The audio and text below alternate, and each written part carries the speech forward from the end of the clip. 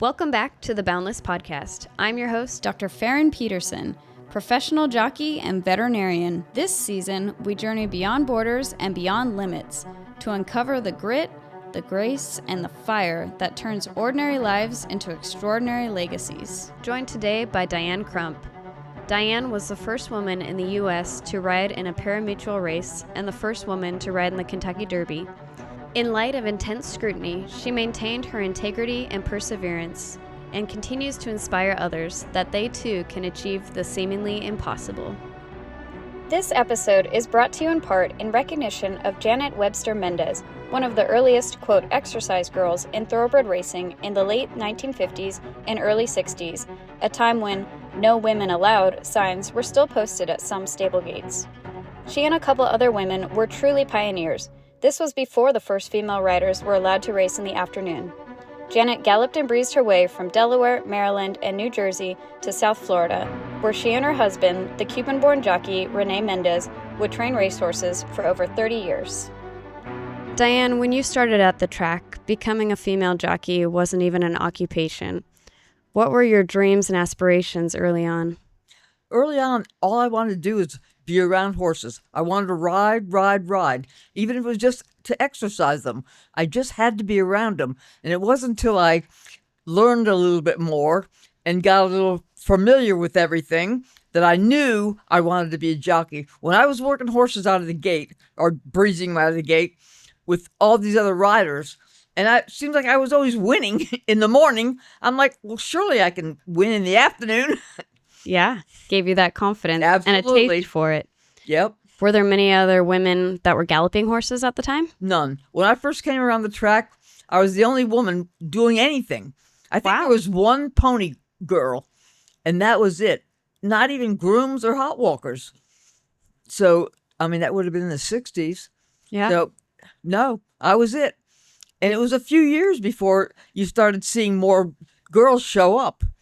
But little by little, it didn't take long before they were starting to take over the backside as far as help went, because it was hard to find, and yet the girls wanted to work with horses. Yeah, makes a lot of sense. Was it difficult to get your license initially to gallop horses? No, because the person I came around with was personal friends with the lady that was Sunshine Park, then Florida Downs, and now Tampa Bay Downs, but that owned it. And so they were good friends, and he always told her, how good I was with the horses, so I had no trouble. Yeah. Okay. Your work proved itself. Exactly. Yeah. Well, that's great. So how long was it that you were working at the track until you started thinking, maybe I could ride races against these guys? It took a couple of years, I guess, because, when I first started, I was illegal to be on the backside. So when I get... Because of your age? Because of my age. How old were you? Probably 14. Okay. By the time I was probably 15, because I started galloping on the track when I was 14, and little by little I got better, because otherwise everybody was always saying, put her on the easiest ones, put her on the easiest ones. And then it didn't take long before I could gallop a normal horse. Didn't have to just be the easy one. Yeah. And then little by little, they could see how much I loved it. I mean, I'd be there after school. I'd walk hots. I'd do everything. Yeah. So I think just seeing how determined I was helped me a lot. And then working horses out of the gate in the morning, that solidified it, because I knew I could do it.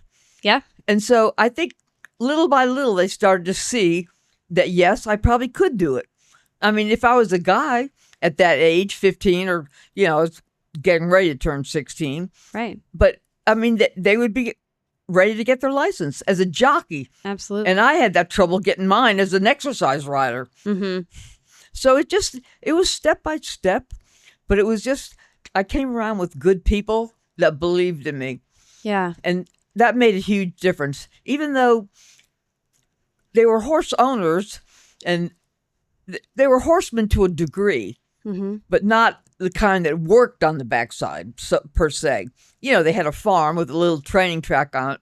So, I mean, they did a lot of things themselves, but, not to ever go off to the racetrack and run horses as a trainer or anything like that.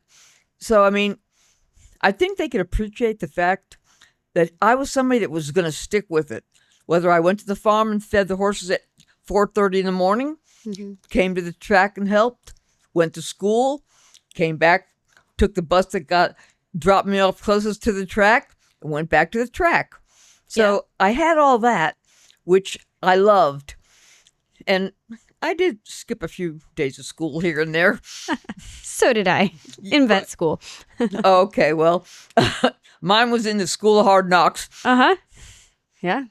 Still, same thing. We were following our passion and getting our school work done as well. Absolutely. But there's something about coming to the track and working with horses.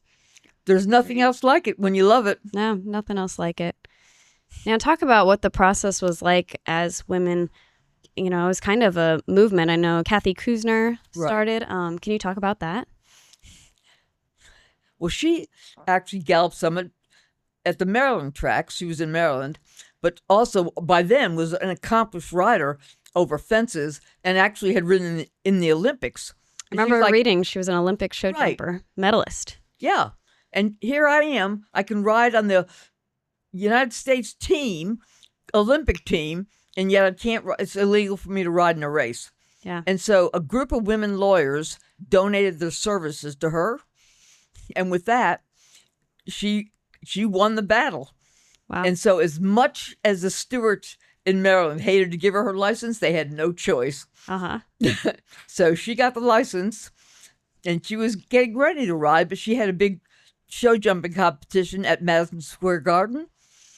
And so with that, it sort of took precedent because obviously she'd never ridden in a race. And so with that, at that show, her horse hit the standards and she broke her leg. So that put her out of action for 6 months. Yeah. So with that, it was all over the racing forum and the newspaper and all that. So there was, I think, maybe three women around the country that were galloping horses. Two of us, myself and Penny Ann Early, were at Churchill Downs, and it was already the end of the meet. And the people that the trainer trained for were part owners of Churchill Downs at that time, anyway. And they came over to the barn one morning and they said, "Diane, we're 100% behind you. We love the way you ride, and you can ride our horses. Please just don't start riding here." He said, let all the hassle be in Florida. He said, "Just please don't try it here. When we get to Florida, you can ride all of them." And so I waited. And there was another woman who did try to ride at Churchill. Penny Ann Early tried to ride. It was the last day of the meet, and they moved the race to the last race. And then the men boycotted her. So she was the first boycott. Wow. Then we got to Florida, had to go back to court and get the license again, which Barbara Jo Rubin got that, which they had no trouble accepting everybody else's ruling. So anyway, the trainer that she was galloping for, said, "Well, I have some horses I can put you on." And so it was when they used to run Tropical, Hialeah, and Gulfstream in that order. Yeah. And so they were at Tropical Park, and so he named her on a horse. And like that, like the other time, they moved it back, and none of the riders would ride against her.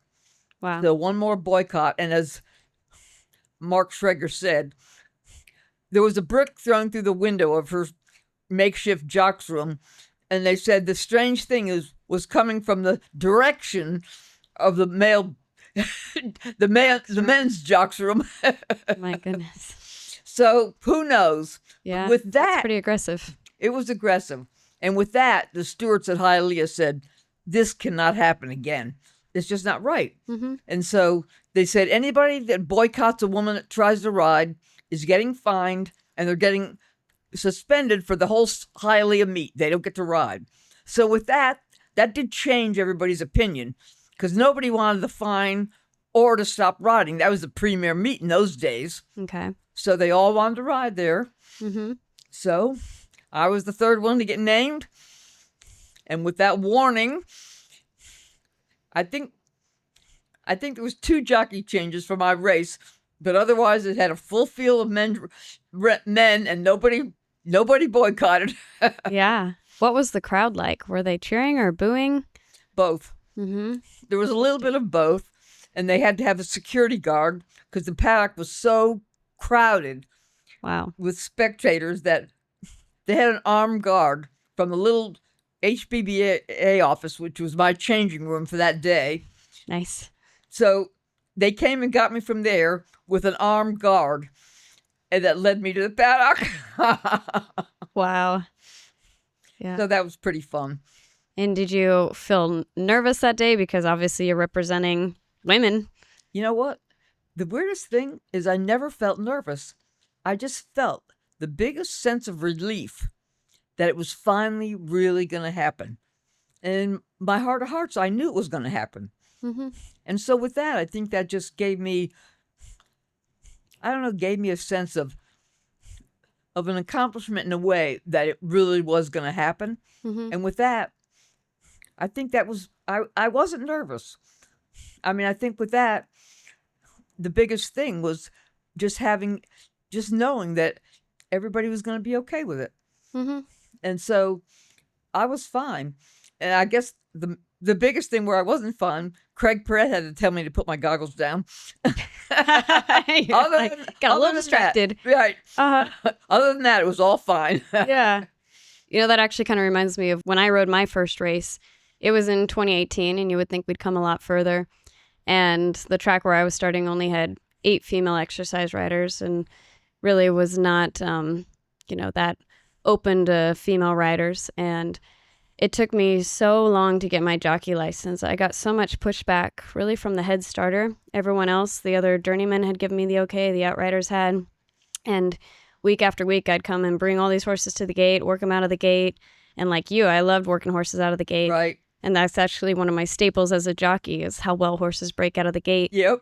So goes to show it was irrational how he was saying I wasn't ready to ride. And there was another rider who came up from Santa Anita because they wouldn't license him there because he was too green. And they gave him his license right away to start riding races. Wow. And I just kept waiting month after month. And he would just say, nope, you're not ready.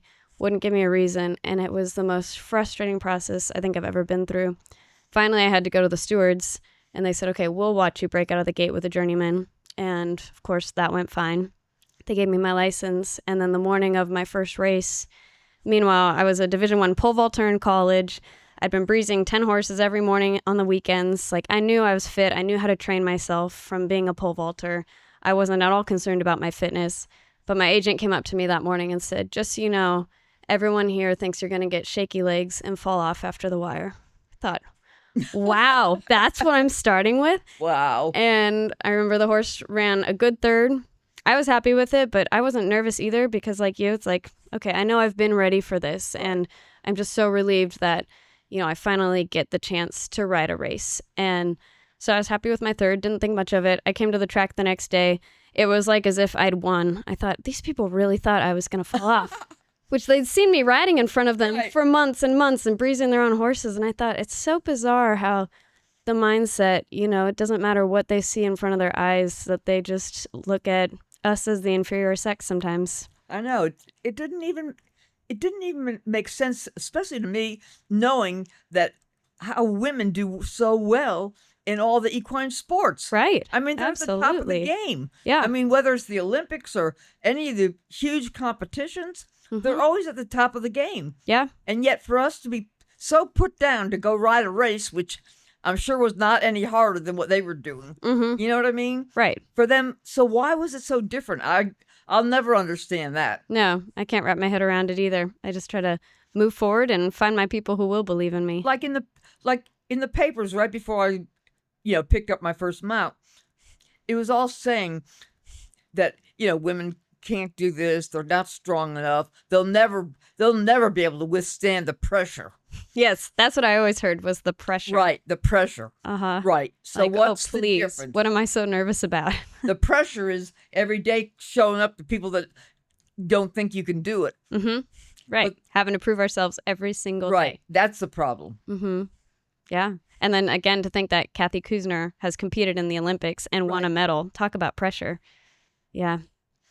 Right. So the poor thing deserved to be the first one, but unfortunately, fate wouldn't have it that way. But well, I'm sure she was honored that it was you. Everyone talks about your character. Well, she was, and it just tickled me. I think in the first year I was riding that I came to Tampa Bay Downs. That's where I grew up and learned how to gallop and learned how to break horses out of the gate. But I actually didn't ride there for my first race was at Hialeah. Mm-hmm. But it's so funny because when I was at Tampa one weekend, some of the people from Miami had a couple cheaper horses that they said they'd like me to ride at Tampa. So I went up for that, and she came and met me. And it was so cool because she brought Walter Farley, the Black Stallion author. Oh, okay. Yeah. Which thrilled me to no end. Uh-huh. But it was so cool because she was like, "You are the best rider. I'm so glad you were the first one." She said, "I've seen you on those 2-year-olds and you were great." And I mean, she had nothing but great things to say. Yeah. And it just made me feel so good just knowing that she had that to say about me. Yeah. Absolutely. And again, that she doesn't feel like I did all the work, who's this person, but she's proud of you. She was so humble. Yeah. It's like you guys are supporting each other to move forward to a greater cause. And she was awesome. Yeah. In honor of Diane Crump, we wanted to take a moment to highlight 2 up-and-coming riders, Sarah Hess and Amanda Poston, for their great work ethics, talented riding, and positive attitudes. As a gift from the Boundless Foundation, we are providing jockey pants and boots as a small token of our support as you both go forward in your careers. Keep your eye out for these jockeys on the track. And then speaking of the press, I remember you talking about breaking your collarbone, and the press ran with that. Talk about that experience. Well, they all thought that would be the end of it. They'd never see me back at the track again, they just taped up my collarbone, put a figure 8 on me, and I was right back the next day. You said rewrite your headlines now. Right. So that once again, we proved that we could do it and we're tough. Mm-hmm. Absolutely. And you kept coming back through injuries. I've had lots of injuries. Actually more of them were from breaking yearlings. Okay. Because all the whole time I ever rode races, I had to have a job galloping horses. Right. Because I couldn't make it just what few I rode. Mm-hmm. I mean, even one summer at Ellis Park, I won the feature race every single day for the same, not most of them were for the same person, but, I think 1 or 2 of them were somebody else. Mm-hmm. But after that, I still could never get a mount. Yeah. I could never pick up any other mounts. So it didn't matter how good I did, what happened. It was just the same. Mm-hmm. I could try and try. I could gallop 20 horses in the morning, which I did almost every morning. Mm-hmm. And yet I couldn't get them out in the afternoon. Mm-hmm. I had my one stable that always rode me. Mm-hmm. But, when you figure if it's a 20-horse stable, not all of them are running at the same time. Yeah. It doesn't give you a lot of mounts. Mm-hmm. Right. Yeah, I've had a lot of trainers tell me, you're the hardest working jockey. Other jockeys will tell me that. And I think, well, it doesn't show anything in the afternoon, when it comes time for the trainers to reward our work ethic. No, absolutely. Yeah. Yeah, they love for you to come get on all those horses in the morning. Mm-hmm. And we're not afraid to get on the idiots. Exactly. We'll get on any horse. Right. Yes, we will. Yeah. Right. I got on a few that the only way anybody could gallop them was in the pitch dark. And I was out there at 4 o'clock galloping the horses the wrong way. Keep them from running off. Yeah, exactly. Yeah, that's what we do. We have to prove ourselves. Absolutely. At least we love it. Mm-hmm. And I will never regret one day of it. Same. That's how I feel. Even if it doesn't amount to mounts in the afternoon, even if I never get to ride at the level that I would like to be riding at, just knowing that I can because I'm developing those same graded stakes horses in the morning. Right. And we know that we would be great on their backs come race time. Exactly. Patty Cooksey had told me that too early on. She said, we know. So that helps me keep going and keep up a good attitude. Just, all right, I can't control these outcomes, but I can enjoy the process and what I'm doing. I know, because it didn't matter how hard you worked in those days. Probably now too. No. Mm-hmm. That doesn't matter. I'd say a lot of the female riders work really hard at the track. Yeah, more than any of the men. Because we know if we call in sick, we're definitely getting taken off the horse. Right. Yeah. Yeah, we have to prove ourselves every day. So in some ways, I'm grateful that I think every win means so much more because we really have to work for it. Absolutely. Yeah. Yep. Yeah. And then talk about 1 year after you rode as the first woman in a pari-mutuel race, you are the first woman to ride in the Kentucky Derby. How did that happen? Well, it happened because the same person that owned most of the horses that Don trained, that belonged to him, and he said, and I broke Fathom's Maiden, and I won a little stakes race at Delaware Park, and anyway, so that year of my first year, I had won 33 races, and almost all of them were for him, and so that's a lot for an owner. Yeah, where it's nothing for a jockey, but it's a lot for an owner, and so he came to me, a few days before the Derby, and he said, "Would you be embarrassed to ride Fathom in the Derby?" And I said, "No, of course not." Yeah. That would be awesome. Yeah. And so he asked the trainer the same thing, would he be embarrassed to run him? And he said, "I'll run him down Longfield if you want me to, Mr. Brown," which is a street that runs beside Churchill Downs. I love that. So that was our introduction to the Derby. And you did beat horses on the Derby, correct? I did. Yeah. 7th? Is that correct? No, I was back farther than that. Okay. But I didn't fall and I wasn't last. There you go. Didn't get in anyone's way. And there was an accident. I was not involved. All right. So they have nothing to worry about. Right. Showed them. And what was the crowd like for the Derby? Were they excited for you? They seem, I think, more friendly at the Derby than at pretty much any of the other races. Okay. Interesting. So I think the crowd there gets so excited, and they're not just horse people. You know what I mean? Because you have everybody coming in from everything. Yeah. So, I mean, to them it was exciting to have a girl riding in the Derby. Yeah.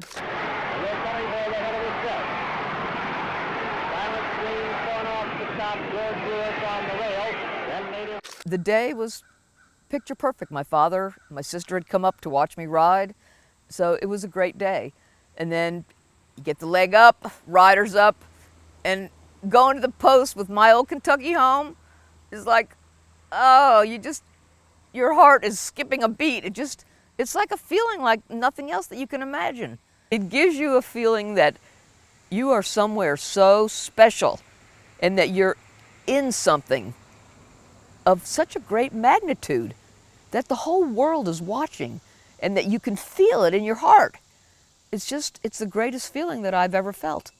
It is truly amazing, I will say. And yet, it didn't have to be a betting favorite because so many of the people are betting by their names or, Right. or maybe the different riders or whatever, whatever. Mm-hmm. So I think with that, it made it a little more fair. You know what I mean? Right. That we didn't get criticized as much. It's not like you're breaking their tradition because Right. they're outsiders too. Right. So I think that part was good because I'm going to say for 10 years, I heard a lot of name calling and go home and cook. Wow. Go clean your kitchen. My gosh. I mean, I heard more of that Uh-huh. than I could ever believe in my life. Yeah. And what was your reaction? I just looked straight ahead and ignored them. Mhm. Yeah. Good response. And how did your brother find out about you riding in the Kentucky Derby? In the foxhole in Vietnam, dug in, and everybody's going down through the lines. Crump, do you have a sister? Do you have a sister? Yes. Does she ride races? He said, yes. Well, she's in the Derby today. I love He that. said that was the highlight of his Vietnam War. I'm sure everyone that was in that trench. Right. And what was your parents' response to what you were doing? I mean, this was pretty shocking. I always did everything, whether they wanted me to or not. So nothing ever surprised them. Yeah. I think that's how my parents feel about me. They're Right. supportive, and it's like, That's- okay, that's this is what the way she's mine- pursuing now. Exactly. We'll get They- behind her. Yep, they always supported me, and they never doubted that I could do it because they knew I had a hard head, and when I put my mind to it, I was going to do it. Me too. I think that's what it takes, right? Yeah, that is. Because otherwise, if you care too much about what people think and what they You're say, darn you'd sure be not going to done do a it. long time ago. With what they would say to me back in those days, Mm-hmm. Yeah, I'm still surprised how much I hear, and I just think, can you just let us like follow our passion? I know. And choose our career. Yeah, but Well, it's interesting to know that they're still doing that. mhm. I thought maybe by the time I got through, that part would be over. You would think by 2025 we'd You see a would think. more, yeah, acceptance of it. Wow. Yeah, definitely. But I don't get the name calling that you had, so that's improved. What I really loved about your story was talking about the Puerto Rican women. So talk about that race. Well, they were paying me to come to Puerto Rico to ride in a match race with the leading rider. Mm-hmm. And so, anyway, I guess they just drew straws for who rode which horse. It was a non-betting race. So anyway, everyone always says, if it's a match race, go to the front, go to the front. So that's what I did. And after we went about, I don't know, maybe close to half a mile, I looked around. He was right there where he started, right on my tail, Mm-hmm. holding my saddle towel. Mm-hmm. And I was like, oh man, you'd read about that in the old days, right? Yeah. How all the tricks they'd pull on each other. Right. You said this is actually happening. Yeah, it's actually happened. The only way I even knew about it was reading about it from something that happened 25 years ago. Mm-hmm. And so with that, I cracked his hand with my whip. Uh-huh. He turned me loose. Then when he came up beside me, he knocked my foot out of the iron. So it took me a second to get my foot back. Think you have good balance. Evidently. You found out. I wasn't falling off that day. No. I don't care what happened. So from there on, he grabbed my bridle. Mm-hmm. I pulled his rein. Mm-hmm. He'd hit me, and I'd whack him across the hands. I mean, we fought the whole way, the rest of the time. Wow. It's like So- wrestling on horseback. Yeah, it totally was. Yeah. And so it's so funny. We pulled up, and when we came back to be unsaddled, when we started walking back, all these women started hollering at him in Spanish, which I didn't understand, but I understood what they were doing. They had eggs and tomatoes that they were throwing at him. Wow. I'm like, where in the heck did they get those? The They racetrack. packed. I'm like, what? Just bring your basket of eggs. Yeah, it was so funny. I mean, they bombarded him. Yeah. So They really got they behind saw you. what happened and they were mad. Yeah. And it's funny because years later, he was riding here in America and he said, "I'm sorry about that, Diane, but there's no way I could let you beat me at home." He did apologize. Yes, Love he that. did. You know, that's something that's helped keep my spirit up as I pursue my jockey career is sometimes when I'm warming up horses, I'm thinking of the people I'm representing and the people that I'm riding for and some of the kids and the letters I get.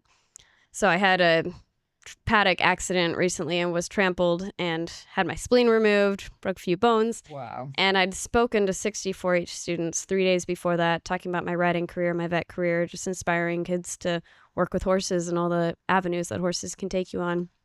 And I thought, boy, I hope they don't know about this. This will scare them right away from working with horses. Right. And the professor who put it together, she reached out to me when I was in the hospital and said, a lot of the kids have been following you since you spoke to them. And they heard about your accident and they want to send you letters. Like, okay, you can send them to me. And they were so inspiring and just saying, like, keep going for it. Oh, We want to see you win the Kentucky Derby. Keep being you. And I thought it's so amazing how, the kids and, like, these Puerto Rican women who also feel probably like they don't get to, fulfill their dreams right now, but they're watching it through you. Those are the people who believe in us. And it really helps me with the amount of doubters that are out there, about my riding career, and just to be able to block that out and think, I'm not riding to prove them wrong. I'm riding to prove these kids right and to be able to be something that, they can look up to, whether or not I get to ride at an elite level, but that they can see, you realize it doesn't matter to them. Just the fact that we're out there trying absolutely is what matters. Yes. Yeah. I mean, just the fact that you're able to give other people hope. Mm-hmm. Whether it's a kid or whether it's anybody, any Yeah. person, to know that, like, for me, I was a small town kid. Nobody ever heard of a horse, lower middle class family. Nobody ever heard of it or knew of anything. Mm-hmm. And yet here I was I didn't know anything. I'm just a dumb Just swing a leg over a horse. Jack run-of-the-mill kid. Yeah. And yet, here I was. I followed my dream. And no, I wasn't successful as I would have liked to have been riding. Mm-hmm. But I don't think in that era, You weren't given the opportunity. Right. Right. And yet, it was so cool because nobody cared. Right. You know what I mean? That you weren't at that level. But just the fact that you were giving them the hope that if a small-time kid from nowhere Mm-hmm. was in a history book. Mm-hmm. You know what I mean? Right. So it's just, you never know, but when you follow what you love, that's going to be a better outcome. Right. Do what you love. And if you have that, you have it all. That's one of the questions that I resent when owners ask, well, how many races have you won in your career? And I think you have no idea how much work it is to get a mount, let alone a mount that's, has a chance to win. Right. So, I think of the people that I've looked up to in my career, people like you and Patty Cooksey, and it's not like I ever went and looked up how many races you guys won. Right. And so you kind of have to take yourself back and realize, okay, to most people, I think they get that, and that's not the point, the number of wins. Right. Maybe to owners, that's all that they're going to look at is stats, but, the people that we can inspire, and pass it along, like you've inspired me, and I want to be able to inspire other kids to pursue their Absolutely. dream, whether it's to be a jockey or anything else. But sure. yeah. I mean, it's just the fact that you're out there, you have the determination, you have the guts, and you can show people that, yes, I have that. Mm-hmm. I have what it takes if I have the opportunity. Right. If I don't, I mean, I can't ride them any faster than they can run. Yes. So if I'm only winning at a $2,500 claiming race, Mm-hmm. it doesn't matter whether it was an allowance race or a stake. You know what I mean? You're winning.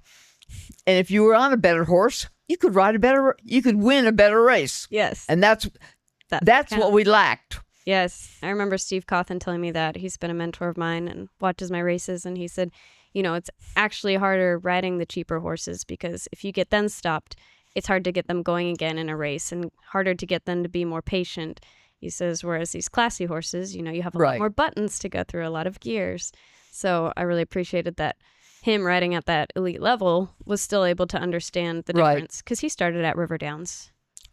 Right. So he knew what the difference was. Right.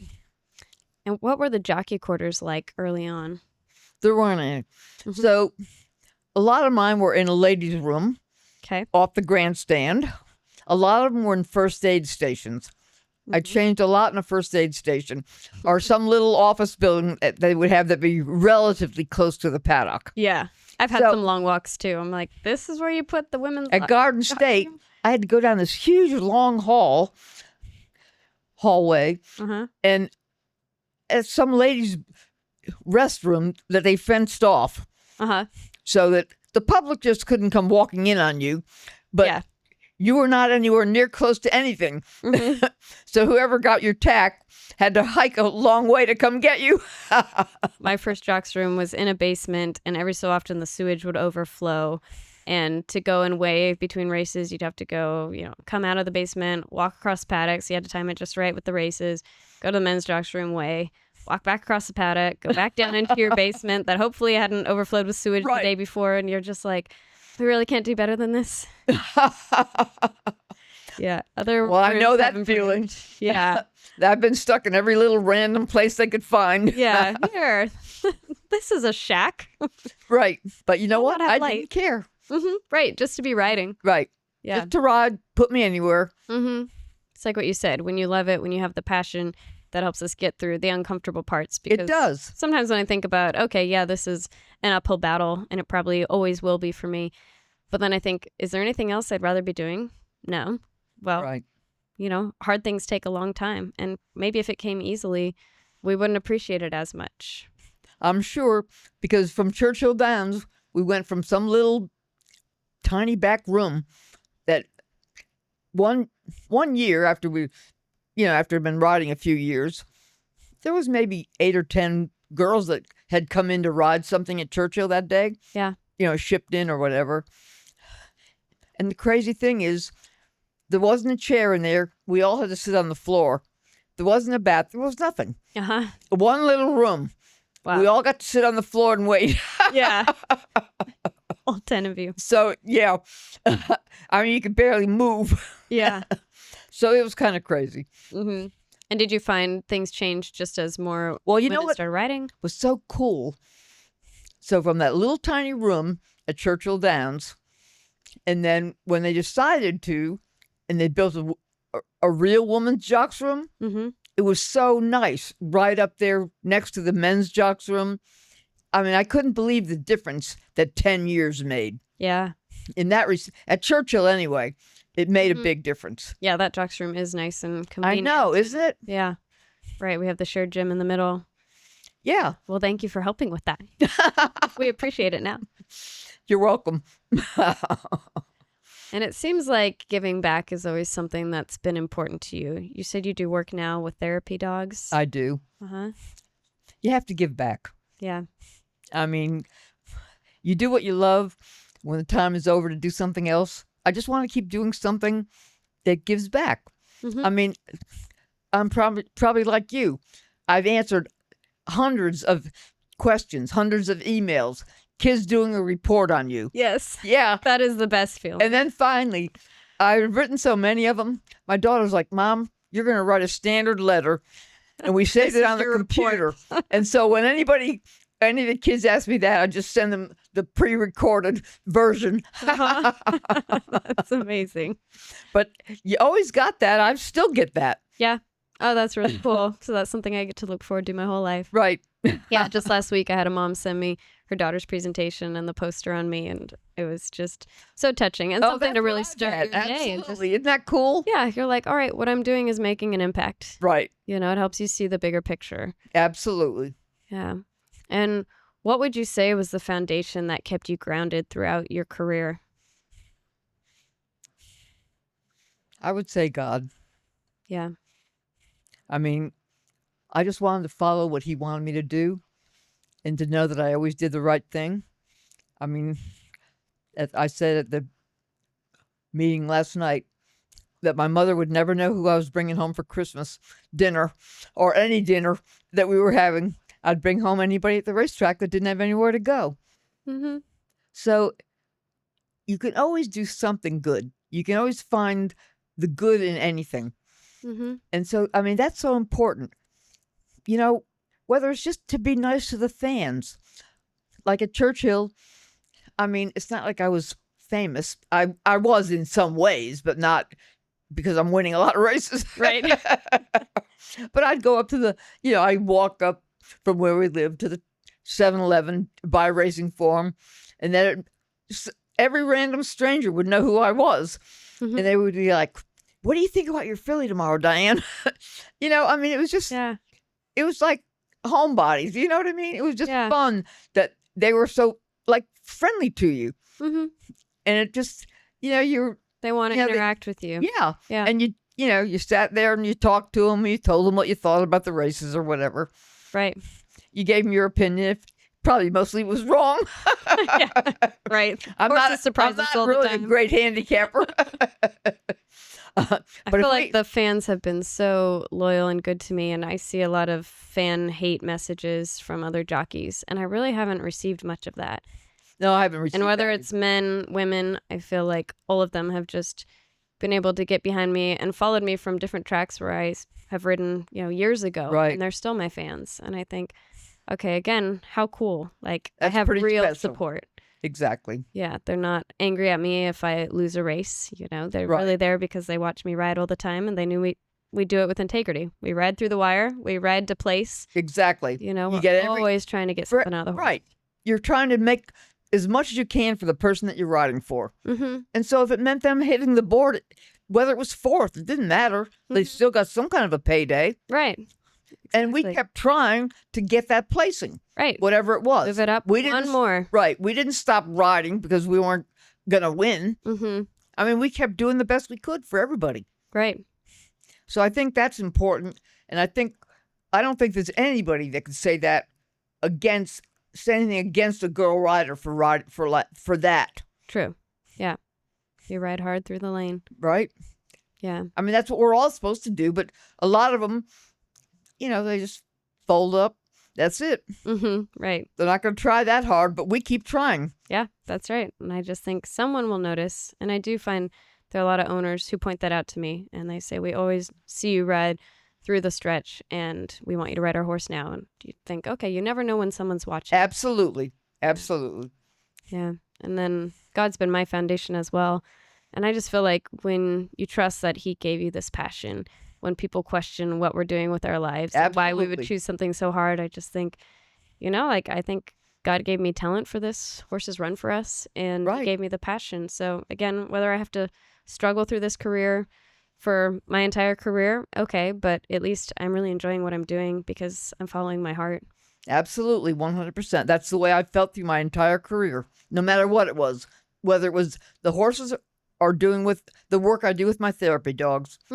I mean, I love that. And you come back years later, you're still doing the same thing, and you run into different people at the hospital, and they were like, oh, you do not know how much you meant to my father when you brought those dogs and laid him on his bed. Wow. And they curled up to him, and they went to sleep, and they were like, it just meant so much to him. And I hear that all the time. Yeah. And I mean, it makes you know that you're supposed to keep coming back. When people are so appreciative of what you've done. Absolutely. I work in the ER, and it's a hard job for a vet because you see a lot of life and death. Right. You get to save a lot of lives, but you also sometimes are ending suffering.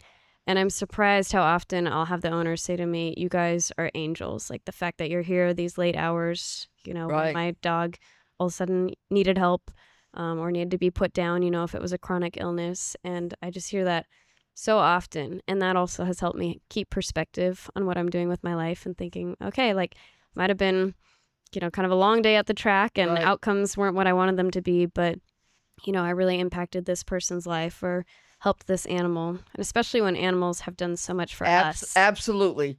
You better believe it. I can't imagine life without them. Me neither. I thank God for that. Thanks for giving us animals and people. Yes. The people are the tough part. Exactly. Isn't that the truth? Yeah. Animals are loyal and genuine. Yeah. Yep, very much so. Yeah. What advice would you give to someone young in their career? If you believe you can do it, you have faith in God, then you can do it, and don't let anybody tell you no. Because when I first came around, all there were naysayers. You can't do it. It'll never work. Don't even think about it. It's not, it's not anything for a woman, all this. And so for me, ignore the negative. Only listen to the positive, which is what I've done all my life. Listen to the positive. Because what's the point of listening to negativity? There's enough of that. We don't need that. And so just stay positive. And if you know in your heart you can do it, then you can do it. And then don't waver. Keep doing it. Keep moving forward in the direction you want to go. And God will take care of the rest. It's interesting. I say a very similar message. I've started finding different ways to give back and inspire students, whether it's animal science students or vet students or 4-H kids. And I talk about, if you want to find someone who will doubt you and tell you to choose an easier path, you can find them. But what's really important is to find the people who believe in you and keep those people really close to you. Because it inspired me to start giving back in that way just by telling my own story, because I've had so many naysayers, like you said, who say, this will never work, this will never happen. And I think, why would you ever say that to someone younger than you? It doesn't make sense, but I still hear it. And I think, okay, but I had parents who really grounded me and always believed in me. So did I. And I thought, not all kids get to have that. So I want to make sure that any kid's path that I cross, I tell them that message. And who knows how long it can resonate with them. But hopefully if they can hear it once from someone who believes in them, that can carry them. It'll make a difference. Yeah. So I'm trying to spread that same message. So I love that we think so alike in that way. Absolutely. Sometimes I think we have to live it to know in what ways we need to give back to people. Right. I agree. Absolutely. Yeah. Well, thank you so much for all that you've done for not just women jockeys, women in any occupation. And again, showing people that if you have passion, you work with character and you work hard, amazing You'll things get can there. happen. Absolutely. You can be a nobody from nowhere and be in a history book. So there you go. That's right. Awesome. Well, thank you so much, Dan. You're more than welcome. It's been my pleasure. Now I'm joined for a quick interview with Jessica Whitehead, the Senior Curator of Collections at the Kentucky Derby Museum. Jessica, what can you tell me about this Right to Ride exhibit? Well, this was a really fun exhibit that we put together back when we were celebrating the coming 50th anniversary of Diane Crump's historic ride in the 1970 Kentucky Derby. All of these incredible women who were part of that story of pushing forward the experience of women in the sport of horse racing at these upper echelons like the Kentucky Derby. Could you find a common thread amongst those women? Determination. The unwillingness to give up, incredible grace under pressure, and sometimes really enormous, ugly pressure, social pressure, particularly in those early years when we're talking about Kathy Kusner, Diane Crump, Barbara Jo Rubin, Penny Ann Early, these women who were really fighting. And of course, for these women, it's the opportunity where they are able to learn to do these things that men are more naturally given the opportunity to do. So the lack of opportunity is the biggest problem, not strength, not mental acuity, all of those things women have in spades to be able to do this job just like men. It's getting the opportunity to do so and people being willing to have faith for women to do this in the top levels of the sport. Now for a short interview with Mark Schrager, the author of Diane Crump's book titled Diane Crump, A Horse Racing Pioneer's Life in the Saddle. Mark, thank you for joining us. Thank you for having me. It's a pleasure. So, Mark, can you tell me what things stood out to you about Diane as you've done her story? Obviously, we know she's a pioneer, but she's so much more than that, and her character is really remarkable. So you've gotten to know her really well. Can you talk about Diane? It's been one of the joys of my writing career that I've been able to share a part of it with her. Diane is one of the most determined people I've ever known. I have some of my favorite quotes from your book that I'm going to go through. A horse doesn't know whether the rider on his back wears dresses or pants. She was as good a rider as many of the male riders that she went up against, and the numbers prove it. I've got a whole section in the book about that. Diane's winning percentages were as good as Pinkai, Shoemaker, as good as McCarran, as good as all of them. The difference is that they were riding 1,400 horses a year and she was riding 140. Onto this uneven terrain stepped 20-year-old Diane Crump, who had long since demonstrated her riding proficiency during 1,000 workout rides on 1,000 difficult thoroughbreds. I basically got on all the horses that no one else wanted to ride. I'd say that's still true today. She said that they would put her on every furious, every angry horse, every horse that couldn't be ridden by anyone else. They would say, oh, why not? I always knew that if they threw me, I had to get back up. Again, that's part of Diane's determination. She was not going to be beaten down by any horse.